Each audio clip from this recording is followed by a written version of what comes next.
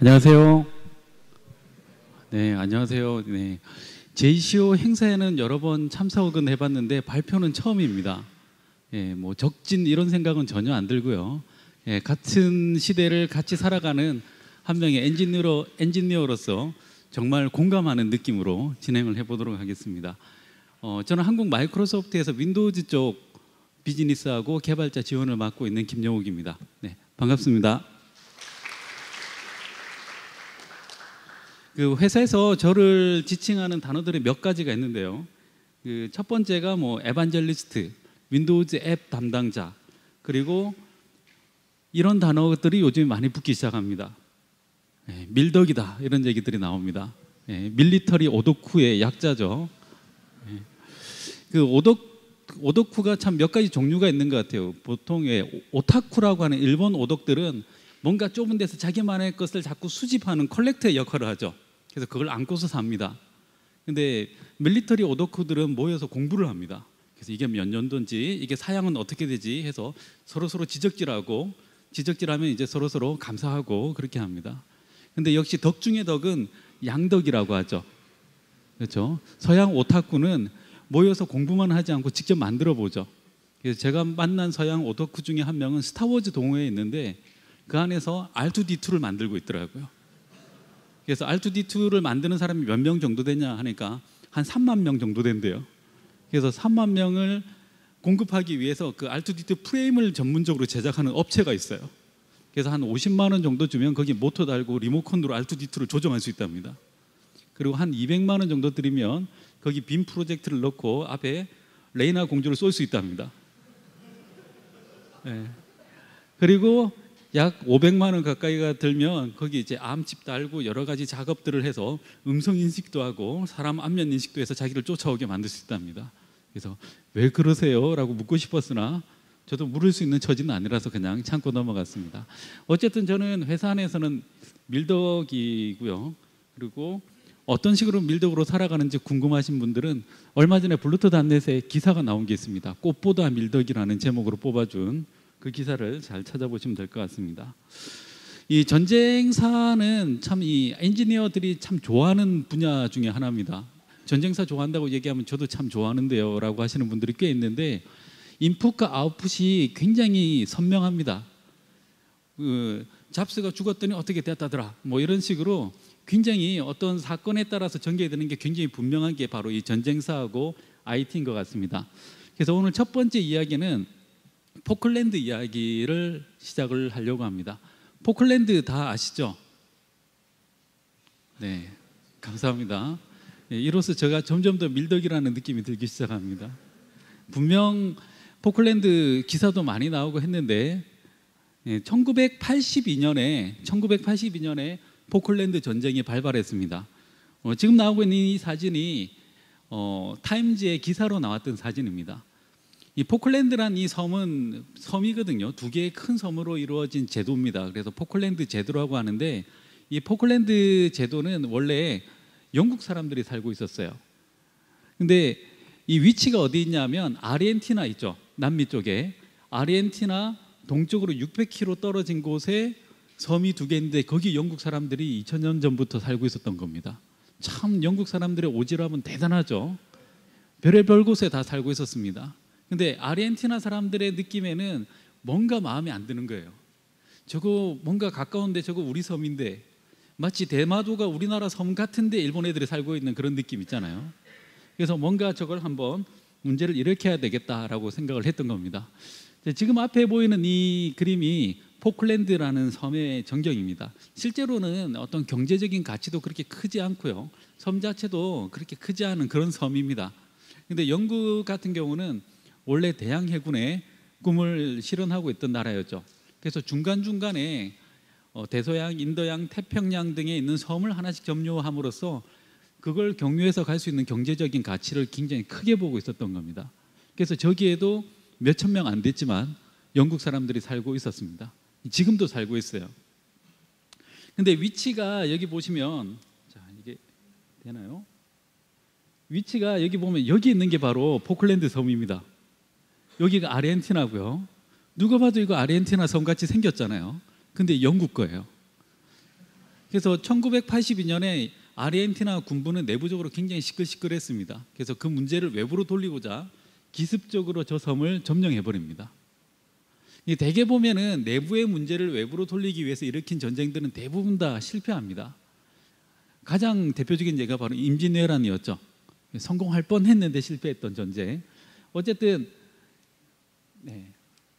여기 보시면 여기인데 영국은 요 위에 있습니다. 굉장히 멀죠.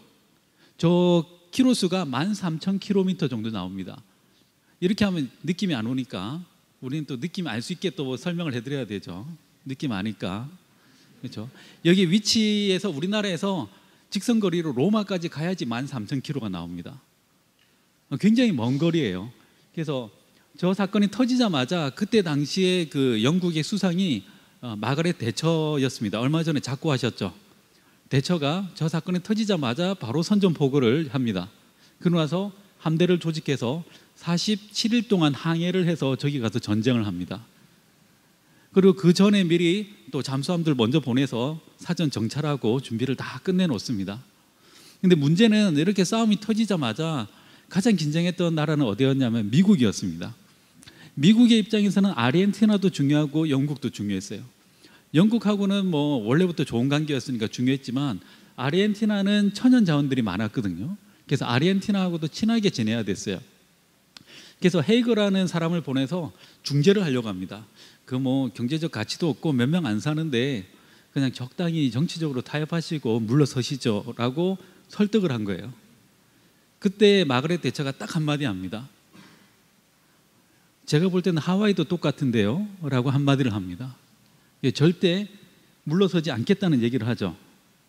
그래서 이 대사는 하와이도 마찬가지라고 봅니다 라고 했다고 기록이 나옵니다. 이 대목을 좀 더 이렇게 전율을 느끼면서 보고 싶은 분들은 영화 철의 여인 있죠. 거기에 보시면 이 대사가 나옵니다. 어쨌든 전쟁은 벌어졌고 전쟁은 해야 되는 상황으로 치닫고 있었던 거죠.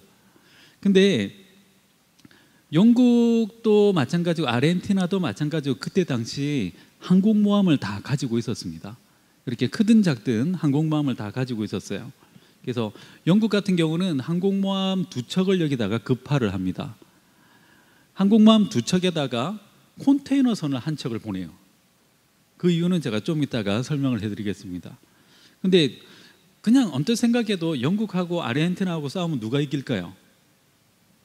또 우리 어릴 때 이런 거 굉장히 질문 많이 했잖아요. 호랑이하고 사자하고 싸우면 누가 이길까요? 이런 질문 많이 하는데 여기 같은 경우도 언뜻 생각하기에도 영국하고 아르헨티나하고 싸우면 영국이 이길 것 같아요. 그렇죠. 근데 왜 싸움을 걸었을까요?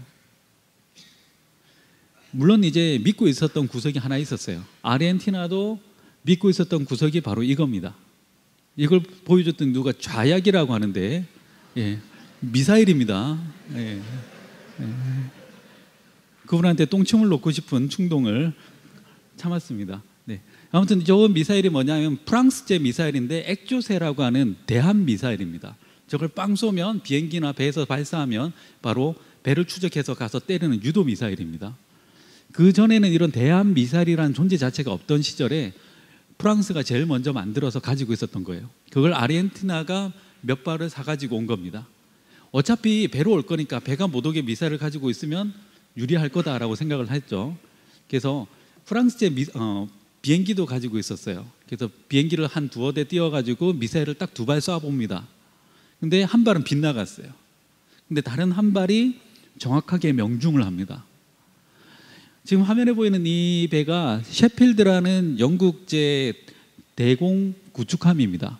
근데 2발 중에 한 발이 명중하자 저 배가 바로 격침당합니다. 딱 한 발에. 그래서 200명이 넘는 사람이 한꺼번에 죽습니다. 그래서 이 사건이 액조세 쇼크라고 불리는 사건이 됩니다. 그래서 이 이후로 나오는 배들은 대포를 주렁주렁 달고 나오지 않습니다. 최근에 왜 우리나라에 진수되는 그 이순신함, 세종대왕함 이런 이름들 있죠. 그런 배들이 있습니다. 그 배 진수시 때 이제 또 노무현 대통령이 부끄러울 줄 알아야지라는 유명한 얘기도 했었습니다. 요즘 나오는 배들은 보면 대포가 없죠. 그렇죠. 평평한데 앞에 대포 딱 하나 있고 뒤에 헬리콥터 달고, 그렇죠. 그냥 밋밋합니다. 전부 다 미사일을 주렁주렁 달고 나오는 거예요. 그래서 우리나라 세종대왕함 같은 경우는 미사일을 100발도 넘게 싣고 다닙니다. 아무튼 이런 깨알 같은 지식들을 가지고 계시면 좋을 것 같습니다. 아무튼 이렇게 배가 깨어지고 나니까 영국이 화들짝 놀란 거예요. 근데 예로부터 영국하고 프랑스하고는 굉장히 사이가 안 좋았죠. 그렇죠? 프랑스의 나폴레옹이 깨진 것도 영국의 웰링턴 백작한테 깨져서 나폴레옹도 졌죠. 어쨌든 사이가 안 좋지만 꼭 이럴 때는 또 서로 친한 척해요. 그래서 영국이 가서 얘기합니다. 이제 그만 팔지? 많이 팔지 않았냐? 라고 하니까 그래 라고 해서 더 이상 안 팝니다. 그래서 미사일이 떨어져요. 그러자 아르헨티나는 바로 힘들어지기 시작합니다. 근데 또 영국이 믿고 있었던 게 또 하나가 있었어요. 바로 이 해리어라는 전투기입니다. 이 해리어라는 전투기는 영국이 개발해서 미 해병대가 주로 또 많이 사용을 했던, 최근까지도 계속 사용을 했던 전투기입니다. AV-8B라는 모델명으로 미국이 사용을 했는데요. 너무 깨알 같죠? 그 영화 중에 트루라이즈라는 영화 아닙니까?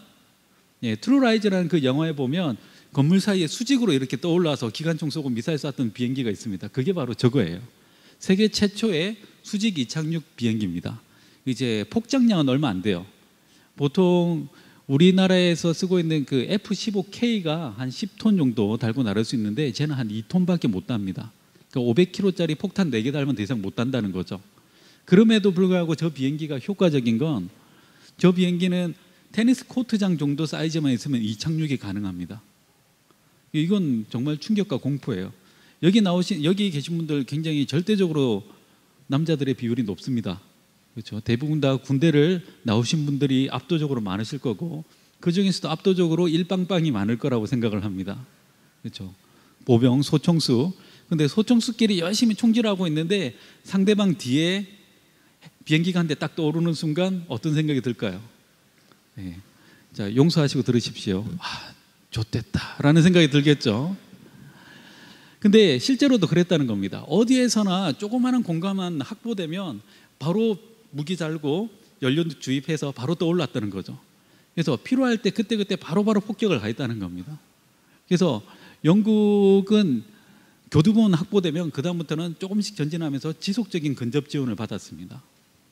또 하나 재미있었던 사실 중에 하나는 아까 제가 급파했던 게 그 항공모함 두 척에 컨테이너선을 한 척 같이 갔다고 했죠. 컨테이너선에 저 비행기를 가득 싣고 갔던 겁니다. 그래서 필요하면 컨테이너선에서 이렇게 떠올라서 항공모함으로 가서 거기서 기름 넣고 무기 달고 또 날아갔다는 거죠. 실제로 항공모함이 두 척 같지만 세 척 이상의 효과를 본 겁니다. 그래서 영국은 굉장히 강력하고 재밌게 전쟁을 해서 3개월 만에 크게 승리를 하고 포클랜드 섬은 지금도 영국 땅입니다. 자, 제가 왜 이런 얘기를 하느냐면 지금 현재 보면 그 애플이 생각보다 못하고 있어요. 그렇죠? 스티브 잡스가 죽어서 그래 라고 얘기하시는 분들이 많은데 최근에 그 영화 잡스 개봉했는데 다 보셨습니까? 네, 저도 참 잡스 좋아하는데요. 네. 근데 그 영화 보고는 참 많이 당황했습니다. 영화를 왜 이렇게 잡스럽게 만들었지? 라고 생각을 했습니다. 제대로 영화 안에서 잡스를 제대로 못 살린 것 같아서 많은 안타까움이 있었는데 실제로 보면 작년 초만 하더라도 가트너 그룹이라고 리서치하는 업체 있죠. 그 업체가 애플의 그 주가를 굉장히 보수적으로 낮춰 잡았습니다. 올 하반기가 되면 떨어질 거야. 그 기준 중에 하나가 애플이 별로 비즈니스에 대안이 없다라는 것들을 지적을 했습니다. 아이패드가 3,300만 대 팔렸거든요. 근데 많이 팔았네 라고 생각할 수도 있지만 아이패드에 대한 기대치는 그것보다 더 컸던 거죠. PC를 대체할 만한 다음 세대 포스트 PC 시대의 대항마다라고 생각을 했는데 이 정도면 그냥 액세서리 정도로 팔린 것밖에 안 된다라고 생각을 했던 겁니다. 그렇다면 또 아이폰이 폭발적으로 늘어나느냐면 그 정도는 아니었던 거죠. 그래서 굉장히 보수적으로 잡았던 겁니다. 자, 이게 지금 화면에 보이는 게 애플의 판매 구조입니다. 이 판매 매출 구조에 보면 이 파란색의 가장 큰 부분 있죠. 이게 아이폰의 판매 매출입니다. 아이폰 판매하는 회사가 바로 애플이라는 겁니다. 그 위에 조금 있는 게 아이패드, 그 다음에 아이팟, 그 다음에 실제로 그토록 많은 사람들의 입에 오르내리는 앱스토어, 아이튠즈, 아이북스는 매출이 거의 없다시피 합니다. 그렇죠? 그 자체 시스템을 유지하는데 굉장히 비용이 많이 든다는 거죠. 아이클라우드는 폰을 잘 팔기 위한 거지 아이클라우드 자체가 비즈니스의 어떤 모델은 아니라는 겁니다.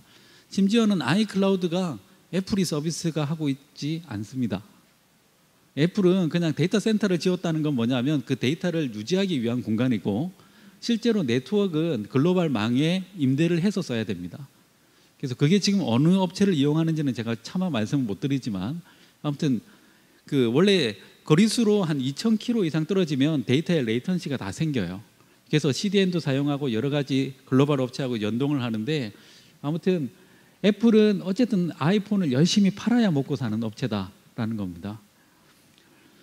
자, 이게 작년 주가를 보면 자, 여기 보시면 이게 삼성이에요. 삼성이 이 시점이 언제냐면 갤럭시 노트 2가 나왔던 시점입니다. 그렇죠? 작년에 갤럭시 노트 2와 함께 세상에 굉장히 큰 흐름이 생겼어요. 그게 뭘까요? 애니팡이 나왔죠. 그렇죠? 노트 2는 아줌마들의 전유물이 됐습니다. 그렇죠? 아줌마 세 사람이 머리를 맞대고 세 줄 네 줄을 이렇게 매 눈으로 보면서 애니팡을 하기 시작합니다. 근데 애니팡이 중요한 게 아니라 삼성의 저 전략에는 삼성은 마치 영국군처럼 지금 싸우고 있습니다. 애플은 아르헨티나군처럼 싸우고 있어요. 이게 오히려 와닿는 이야기가 될 겁니다. 왜냐하면 삼성 같은 경우는 갤럭시 S1을 냈어요. 시장의 반응이 어땠습니까? 지금 이 분위기하고 똑같은 상황이었죠. 아주 냉담한 반응. S2를 냈어요. 역시 뭐 또 말이 많았죠. 뭐 걸 어쩌고 저쩌고 막 갤럭시 아무튼 말이 많았죠. 근데 S3를 냈는데 의외로 시장의 반응이 좋았어요. 오, 이만하면 쓸만해 라고 하자 갑자기 결단을 합니다. 미국에 마케팅을 하는데 1+1 행사를 했어요. 그렇죠? 이마트도 아닌데 갑자기 1+1 행사를 합니다. 그래서 갑자기 시장이 점유율을 올리기 시작하고 인지도를 높이는 데 크게 기여를 합니다. 근데 이 1+1 행사를 하면 보통 이 핸드폰의 마진을 50%로 잡으면 1+1 행사를 하면 삼성전자 무선사업부의 매출 이익은 빵이 되겠죠. 그렇죠? 근데 이건희는 남습니다. 아, 이건희라고 하면 안 되나요? 예, 회장님은 남습니다. 예, 제가 평생 이 회사만 다닐 게 아니라서 네. 예, 회장님은 남습니다. 왜 남을까요? 이 핸드폰 안에 보면 여러 가지 제품이 포함되어 있죠. 그렇죠? 앞에 보면 유리가 있죠. 유리는 어디에서 만들까요? 강화유리. 강화유리는 삼성 코닝 정밀 유리에서 만듭니다. 그럼 디스플레이는 삼성 모바일 디스플레이에서 만들겠죠. 배터리는 삼성 SDI 모바일 에너지 사업부에서 만듭니다. 카메라, 플래시, GPS, 센서 삼성 전기에서 만들어요. 폰에서 안 남아도 부품에서 남긴다는 겁니다. 근데 애플은 자기가 직접 부품을 안 만들죠. 애플은 어쨌든 폰을 열심히 팔아야 되고 삼성은 하다가 안 되면 부품값만 받고 빨리 팔아버려도 남는다는 겁니다. 이게 삼성 같은 경우는 필요하면 그때그때 찍어내서 자, 이거 S3보다 요즘에 대세가 좀 커진데 노트를 냈어요. 노트가 빵 터졌습니다. 그럼 노트의 가격은 지금도 잘 안 떨어지죠. 그렇죠? 그래서 노트 가지고 고가 시장을 먹는 거예요. 대신 S3 가지고는 아래쪽에 저가부터 중저가 시장을 다 먹는 겁니다. 그리고 필요할 때 보조금 살살 풀어주면서 견제구를 던지는 거죠. 그렇게 하면 시장을 수직적으로 다 먹습니다.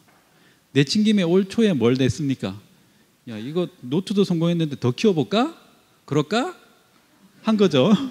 네, 이거 웃으시는 분들은 개콘을 잘 보신 분들이에요. 네, 그래서 8인치 내볼까? 이런 거예요. 그래서 핸드폰이 8인치가 나왔어요. 그래서 태블릿과 폰을 합쳐서 패블릿이라는 이름으로 또 나왔죠. 그죠? 결과는 어떻게 됐을까요? 또 이런 분위기였죠. 싸늘한. 그래서 그렇게 되면 또 어떻게 하면 될까요? 또 원가에 그냥 떨이 해버리면 됩니다. 올 상반기에 삼성전자가 내놓은 폰 종류만 해도 8종이 넘습니다. 그렇죠? 그래서 언제든지 시장을 보면서 계속 만들어가지고 조금 던져보고 하는 거예요. 그래서 이번에 또 내볼까? 말 나오는 순간 2개월 이내에 제품을 낼 수 있는 유일한 회사는 삼성밖에 없습니다. 그래서 삼성이 굉장히 잘하고 있는 거예요.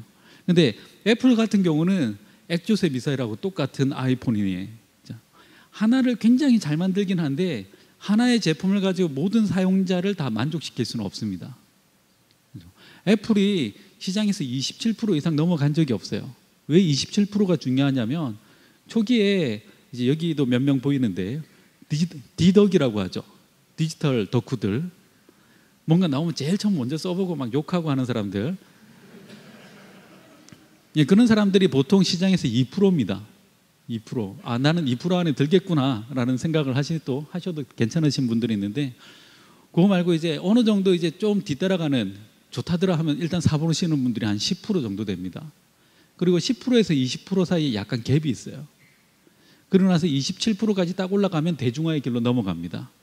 특히 우리나라 같은 경우는 시장에서 50%가 넘는 순간 급격하게 100%로 넘어가요. 그 이유는 좁은 지역에 단일 민족이 서로 눈치 보면서 살고 있거든요. 그래서 저 사람은 되는데 나는 안 돼. 그럼 죽을 것 같아요. 그래서 요즘에 안드로이드 폰이 거의 90% 이상입니다. 그렇죠? 실제로 미디어에 관련된 있는 업체들 물어보면 지금 모바일 트래픽 유입량이 거의 안드로이드가 거의 90% 가까이 된다고 합니다. 그리고 나머지 아이폰, 뭐 기타 등등이 있다고 합니다. 자, 그래서 시장에서 성공하는 방법은 하나를 굉장히 잘 만들어서 치고 나갈 수도 있지만 치고 나간 다음에 백업 전략이 없으면 그 다음에 되게 힘들어지는 상황이 됩니다. 그래서 지금 또 애플이 또 아이워치 만든다고도 얘기를 하죠. 그렇죠? 아이워치가 애플의 대항마가 될까요? 제가 봤을 땐 다소 비관적입니다. 얼마 전에 갤럭시 기어라고 삼성에서 시계 냈죠. 그게 돈 100만 원 하더라고요. 그렇죠.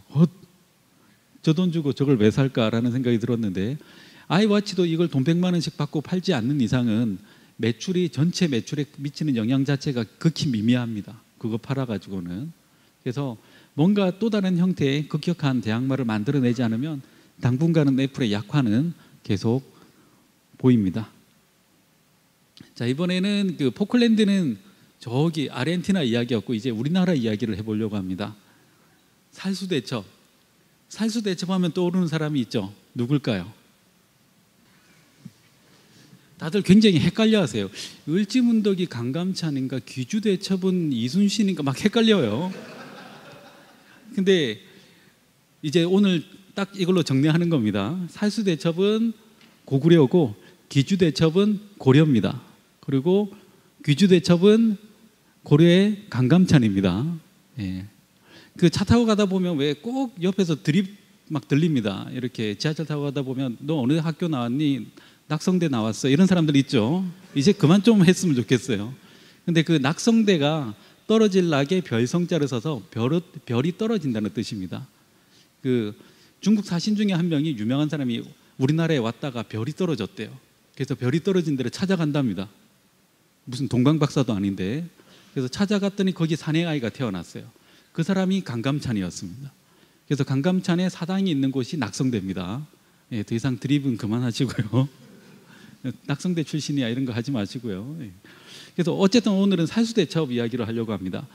세상에서 가장 강한 나라 하면 이거 많이 떠오르시죠?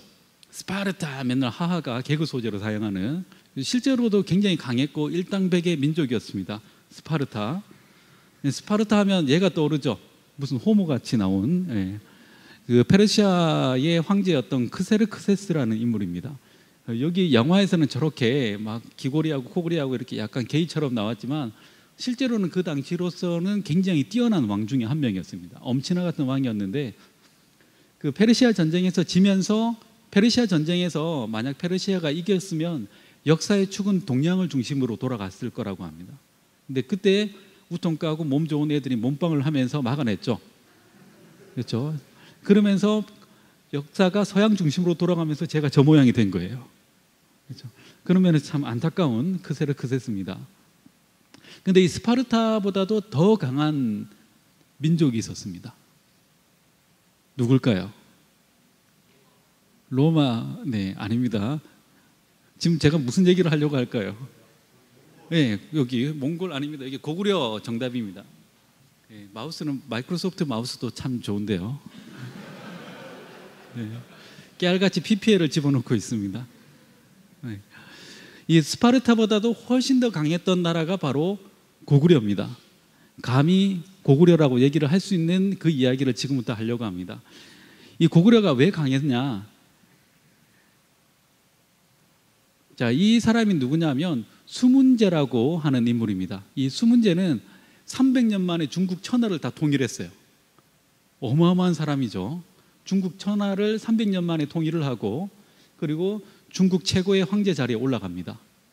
그리고 나서 천하를 통일하고 나니까 이제 그 다음에 해야 될 게 뭘까요? 주변국들에게 얼음장을 놔야 되겠죠. 나는 황제고 너희는 신하의 나라다. 다 바쳐라. 그리고 읊조려라.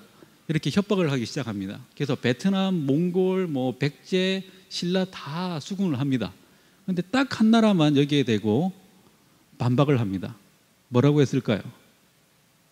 네, 이것도 약간 감칠맛 나게 하기 위해서 어쩔 수 없이 조카라고 한 나라가 하나가 있었습니다. 그게 바로 고구려였던 거죠. 고구려만 여기에 대고 조카라고 한 겁니다. 자, 그러고 나니까 손가락을 전 2개를 붙였습니다. 네.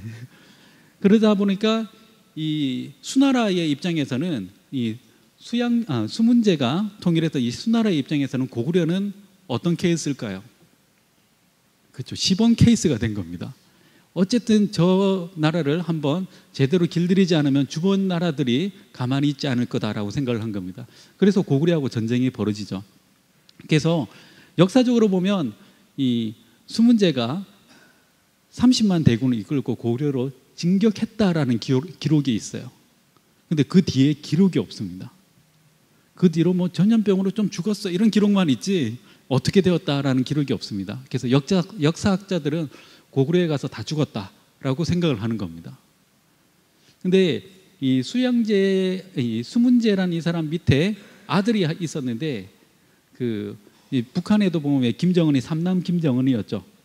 이 사람도 자기의 장남은 아니었는데 차남 중에 수양제라는 애가 있었는데 이 수양제가 똑똑하고 너그러워서 이 사람한테 왕위를 줘야 되겠다라고 생각을 했던 거예요.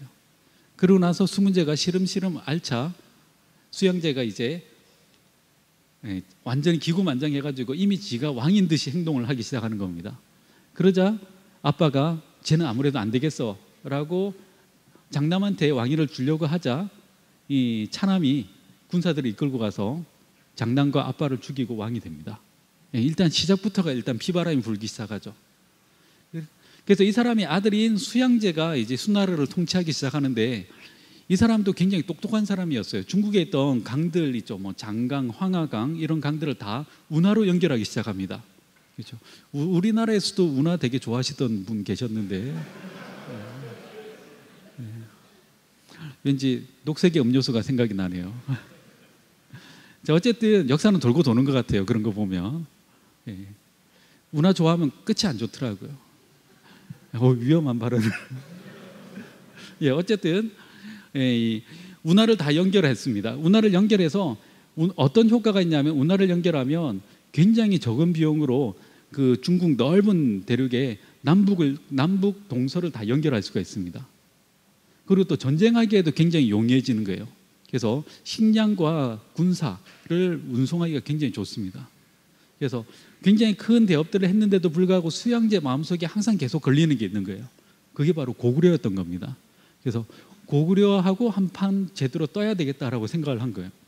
그래서 5년 동안 싸움을 준비합니다. 5년 동안 운하를 다시 파기 시작했어요. 고구려 쪽으로. 그래서 여차하면 굉장히 많은 그 군량미와 병력을 수송할 수 있게끔 5년 동안 준비를 합니다.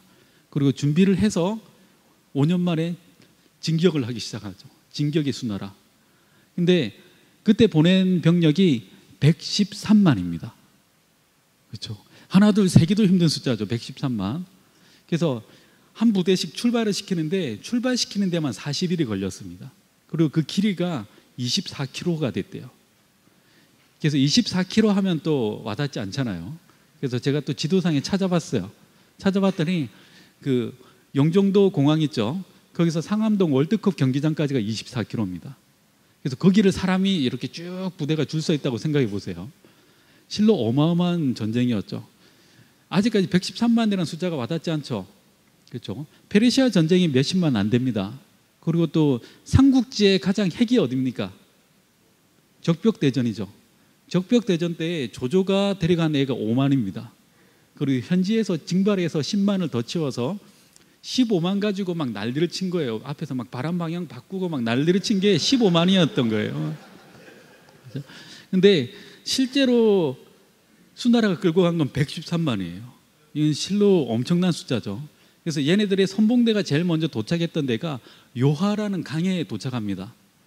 강에 도착하면 제일 먼저 해야 되는 게 도하 작전을 실시해야 돼요. 얼마 전에 왜 뭡니까? 진짜 사나이 보셨죠? 거기 왜 도하 작전 한다고 막 다리 놓고 하는 거 있었죠? 예, 안 보신 분들은 할 수 없고, 마찬가지로 그때도 막 도하 작전을 이렇게 했어요. 했는데 다리가 좀 짧았던 거예요. 그러자 중국 애들이 또 호기롭게 물로 뛰어들어서 건너편으로 막 기어오르기 시작한 겁니다.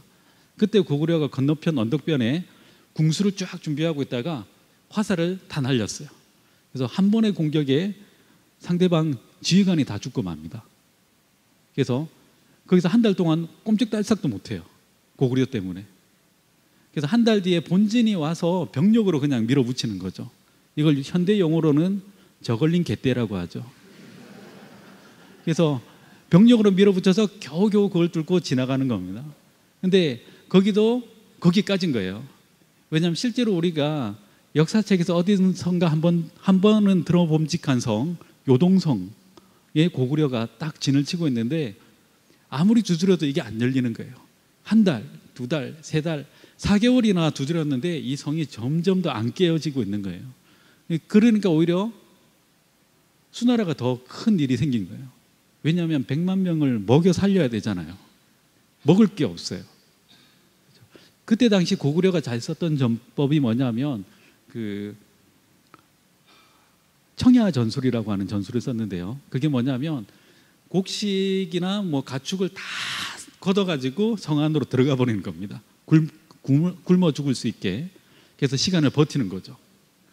실제로 그 전술은 맞아 떨어져서 4개월 동안 얘네들은 쌀도 떨어지고 아주 힘든 상황이 됩니다. 그럼 계속 뒤에 마차로 오면 되지라고 생각하실 수도 있지만 실제로 마차로 오는 곡식 자체가 얼마 안 돼요. 배로 와야 됩니다. 근데 요동성은 내륙에 있기 때문에 배로 공급도 잘 안 되는 거예요. 그래서 얘네들 안만 두드려도 안 열리는 거예요. 쌀은 떨어지고. 그래서 안 되겠다 해서 30만을 빼가지고 그중에서 최정예만 따로 뽑아가지고 30만을 별동대를 조직합니다. 그래서 얘네들을 데리고 바로 평양성으로 진격을 하기 시작합니다. 그림 하나 띄워놓고 너무 말이 많네요. 예. 여기가 수나라고요. 이제 좀 넘겨야 될 것 같아요. 이렇게 싸웠습니다. 이거 전쟁기념관에 가면 있는 사진입니다. 모르면 그냥 지나가죠. 맞네 이러고 그냥 지나가는데 이게 살수대첩의 장면입니다. 그래서 이 30만을 이끌고 평양성으로 바로 진격하기 시작한 거예요. 근데 이게 진격 속도가 보통 싸울 걸 예상을 했는데 중간에는 한 번도 싸우지 않고 바로 평양성으로 밀어닥치니까 너무 진격 속도가 빠른 거예요. 그래서 한참 내려오고 있는데 갑자기 수나라 30만 진영 앞에 웬 장수가, 고구려 장수가 혼자서 홀홀단신으로 오는 거예요. 말 타고.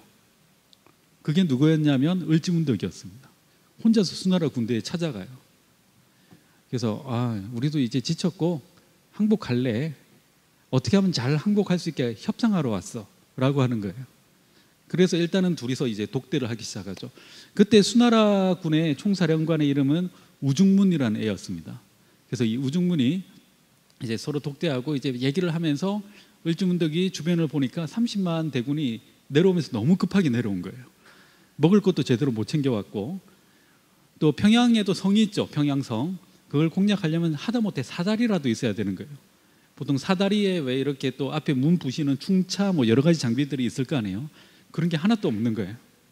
밥도 떨어지고 힘들고 장비도 없어요. 그래서 모든 것을 다 파악하기 위해서 일부러 을지문덕이 들어온 겁니다. 항복을 하는 척하면서 진격 속도도 늦추고. 그래서 굉장히 큰 도박이죠. 사령관이 직접 뛰어 들어갔으니까. 그래서 그래 잘 봤어요 이러고 무슨 직구경하듯이 다 훑어보고 을지문덕은 돌아 나옵니다. 돌아 나올 때 그때 우중문이 아차 한 거죠. 이거 계략이구나. 그래서 사람을 보냅니다. 다시 돌아와라. 할 얘기가 더 있다. 그때 을지문덕이 뭐라고 했을까요? 조카라고 한 거죠. 그래서 을지문덕은 뒤도 안 보고 도망옵니다. 그 뒤로 6번을 싸워서 지는 척 하면서 계속 미친 듯이 달려오게 만든 다음에 12km 앞까지 왔을 때는 걔네들이 더 이상 할 수 있는 게 없어요. 쌀도 떨어지고. 그때 이제 시를 한 수 써서 보내죠. 그게 바로 여수장 우중문 시라고 하는 시를 써서 보냅니다. 신기한 책략은 하늘의 이치에 달했고 묘한 전술은 지리를 통달했구나. 싸움마다 이겨 공은 이미 높았으니 족한 줄 알고 그만둠이 어떠하리. 이 얘기는 고마해라 많이 했다 아이가, 이 얘기죠. 굉장히 점잖게 비웃는 겁니다. 그럼에도 불구하고 화는 났지만 할 수 있는 방법이 없으니까 말을 돌려서 다시 도망가기 시작해요. 그래서 지금의 청천강, 옛날 지명이 살수예요. 그 살수라는 그 강에 이르렀을 때 고구려가 후미를 치기 시작하는 거예요. 미친 듯이 계속 쳐 죽이고 또 쳐 죽입니다. 강을 건널 때 치면 굉장히 좋은 효과가 있어요. 한 부대는 이미 강을 건넜죠. 다른 한 부대는 강을 건너고 있어요. 그리고 후미에 있는 애들은 심리적으로 굉장히 위축이 됩니다. 그래서 제대로 대항을 못해요. 그래서 고구려의 기마대가 확 휩쓸자 다 죽었다는 겁니다. 그냥 휩쓸는 게 아니라 고구려는 그때 당시 갑옷이 찰갑옷이라고 하는 갑옷을 입었습니다. 그게 뭐냐면 요만한 새 조각에 구멍을 뚫고 오칠을 해서 녹슬지 않게 한 다음에 이걸 가죽끈으로 엮어서 그 물고기 비늘처럼 이렇게 갑옷을 만들었어요. 이렇게 하면 상대방이 화살을 쏘면 일반 갑옷은 화살이 뚫립니다. 근데 이 찰갑옷은 화살을 맞으면 옆에 있는 새 조각에게 자연스럽게 운동 에너지가 옆으로 전달되면서 그 판만 휘지 이게 안 뚫려요. 그런 걸 말해도 쉬우고 사람도 쉬워서 중장기병이 생긴 겁니다. 그리고 그걸 입고 창 들고 가는 애들이 중장보병입니다. 이런 게 로마군에만 있는 게 아니라 고구려 시대에도 다 있었던 거예요. 그래서 이런 애들이 말 타고 와 가니까 배도 안 죽고 화살을 쏘도 안 죽고 이런 애들이 확 휩쓰니까 다 죽었어요. 그래서 30만 중에 2,700명만 살아 돌아갑니다. 오, 무슨 판타지야? 라고 생각을 했는데 이 기록이 중국사에 나오는 기록입니다. 우리의 기록이 아니에요. 그래서 그 뒤로 수나라가 몇 번 더 쳤는데 결국에는 고구려를 굴복을 못 시키죠. 그래서 수나라는 바로 망합니다. 그리고 그때 당시 수나라의 왕은 자기 신하한테 목숨을 잃게 됩니다. 자, 제가 왜 이런 얘기를 하느냐면 지금 현재 어떤 IT의 싸움 자체를 보면 뭔가 내가 병력이 많고 뭔가 잘한다고 해서 잘할 수 있는 전쟁이 아닙니다. 구글, 애플, 아마존 보면 구글은 서치 업체죠. 검색. 애플은 아이폰, 아까 보셨다시피 아마존은 전자상거래 업체입니다. 그런데도 불구하고 다 똑같이 스마트 디바이스 다 있죠. OS 다 있고 브라우저 다 있고 앱스토어도 다 있어요. 파는 것도 다 똑같습니다. 그래서 다르게 얘기하면 소프트웨어, 디바이스, 서비스 이 세 가지 중에 하나라도 부실하게 되면 지금은 여기서 살아남기 힘든 게 바로 이 IT라는 겁니다.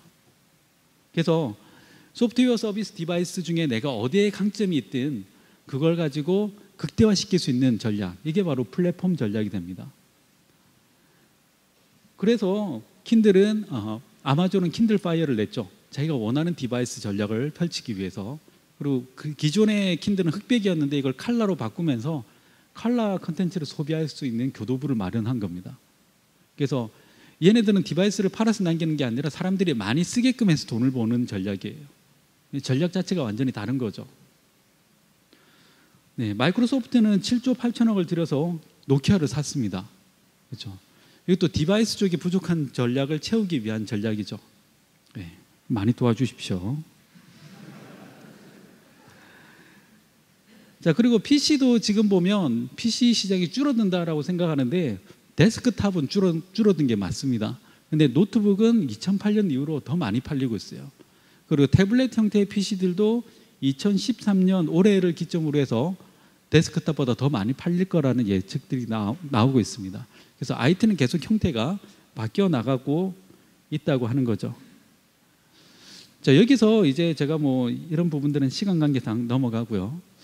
자, 우리나라 아까 제가 강조했던 것 중에 소프트웨어, 서비스, 디바이스라고 했습니다.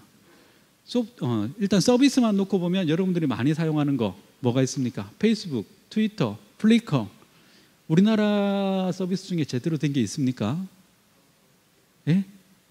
카카오톡, 예, 카카오톡 있네요. 감사합니다. 참 감사합니다. 예.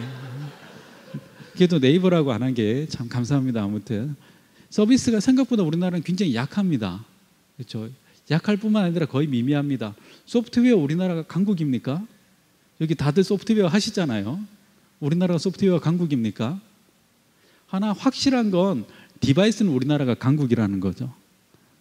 그래서 지금은 갤럭시를 팔아서 베가를 팔아서 먹고 살고 있지만 그거 자체는 얼마 못 갈 거라는 건 누가 봐도 뻔하다는 겁니다. 그래서 자기 부족한 걸 채우기 위해서 바다를 만들고 다음에 또 그 다음 타이젠을 만들고 이런 전략들을 펼치는 거죠. 그렇죠? 그래서 여기 계신 분들은 지금 당장 뭐 먹고 사는 것도 중요하지만 정말로 세계를 감동시킬 만한 그런 서비스가 나오면 그 다음에는 그걸 보여줄 수 있는 앱도 나와야 될 거고요. 그러면 우리가 잘하는 디바이스하고 결합돼서 좀 더 희망적인, 우리가 얘기하는 그냥 반도체 이런 거 말고 진짜 IT를 할 수 있는 기반이 되지 않을까 싶습니다. 조선산업의 예를 들면 조선산업 우리가 1위 하죠. 원래부터 우리가 1위였습니까? 원래 미국이 하던 거였죠. 그리고 유럽 애들이 하던 겁니다. 우리가 잠시 받았다가 좀 있으면 우리보다 더 싼 중국 애들이 할 거예요. 그렇죠? 디바이스 산업도 그런 식으로 계속 넘어가게 될 겁니다. 그래서 그 다음에 우리가 무엇을 해야 될까라는 걸 봐야 된다는 거죠. 또 하나 재밌는 건 IT는 주기적으로 이게 합쳐졌다가 흩어졌다 합니다. 여기 계신 분들이 대부분 다 이제 SI 프로젝트 많이 해보셨죠? 거기 보면 통합 프로젝트를 합니다. 그리고 담당자가 바뀌면 또 전문화시킨다고 다시 찢습니다. 그리고 또 다시 담당자가 바뀌면 다시 통합하죠. 이게 IT의 속성입니다. 지금 모든 디바이스가 스마트폰으로 통합되고 있지만 이 스마트폰 안에 있는 앱이 하나하나가 전문화되면 이게 다시 디바이스가 돼서 나오기 시작할 겁니다. 그리고 이 디바이스끼리 서로 통신하기 시작하는 거죠. 이게 M2M이고 이게 사물 인터넷 시대가 열린다는 겁니다. 그런데 이런 것들도 향후 5년 안에 벌어질 일들입니다. 그래서 훨씬 더 많은 기회가 있다는 거죠. 지금 이제 뭐 프로젝트가 힘들고 지금 당장 먹고 살기 힘들다고 너무 힘들어하지 마시고 점점 더 개발자가 할 수 있는 일들은 더 많아집니다. 그렇죠? 서버 관리자들 이제 다 클라우드로 가면 힘들어지겠죠. 뭔가 다른 일을 찾아봐야 될 겁니다.